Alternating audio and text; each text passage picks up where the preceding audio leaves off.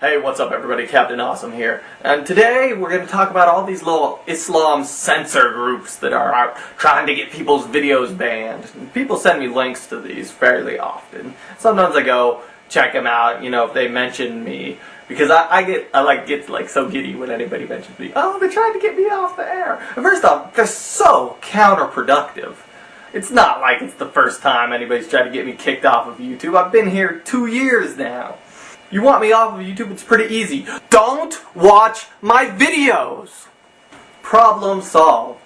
Aside from that, if they did get me banned somehow, that would stir up far more anti-Muslim feelings than I ever could in 1,000 videos. So I was poking around one of these websites, and their main objection was that blasphemy should be banned from YouTube.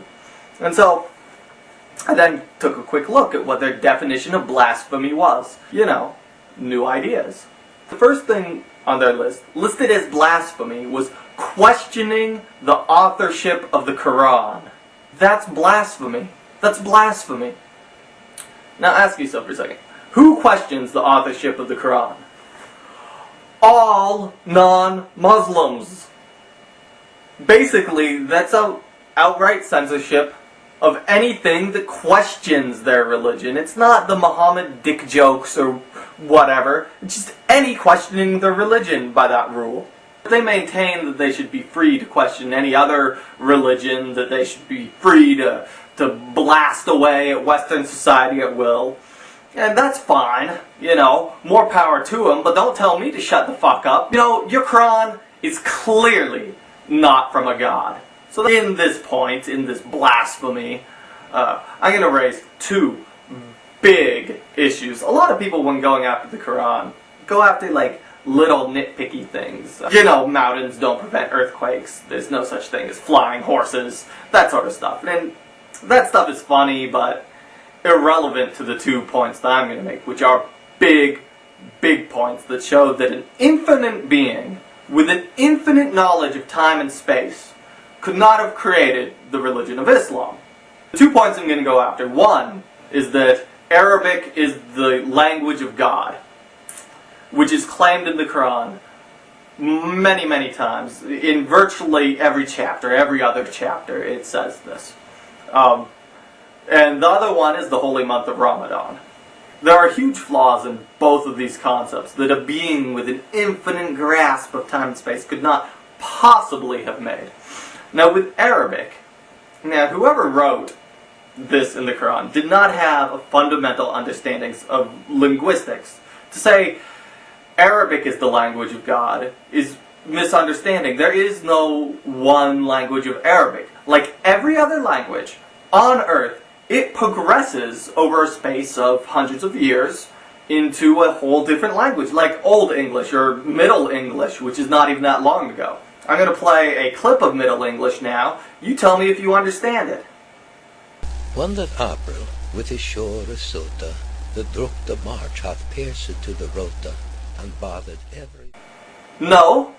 Yeah, that's because that type of English was only spoken for a couple hundred of years. Just like the Arabic in Muhammad's time was only spoken for a few hundred years before the language, like any other, evolved into a new language. The Arabic today is not the Arabic of Muhammad's time.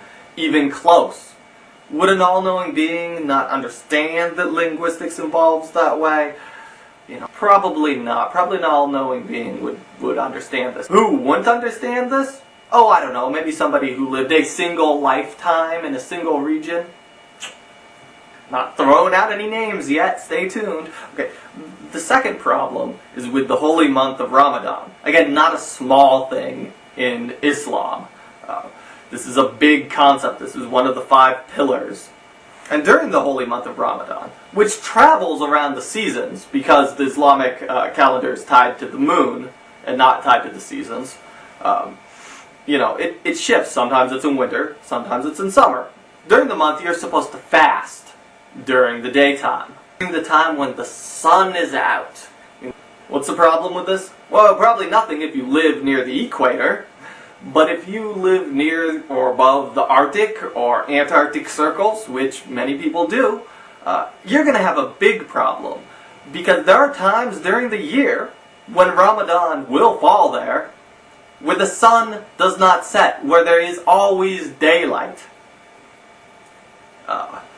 Did God not realize this? You can perhaps starve yourself to death or near death. You could perhaps die of dehydration. But whoever invented this holy month of Ramadan was clearly unaware that in certain parts of the globe, the sun never sets. If they were, they would either change the rules completely or tie the holy month of Ramadan to either spring or fall when the months are somewhat stable. But tell me, who is more likely to be unaware of that? An all-knowing, omnipresent God who is everywhere, or perhaps a man living in the Middle East where daytimes are fairly steady throughout the year? So the person who would create these rules, who would be aware of this, is living somewhere near the equator during a fixed set of time, not an omnipresent God. And I sincerely hope that never in the future will pointing out simple truths like this be considered blasphemy. Peace.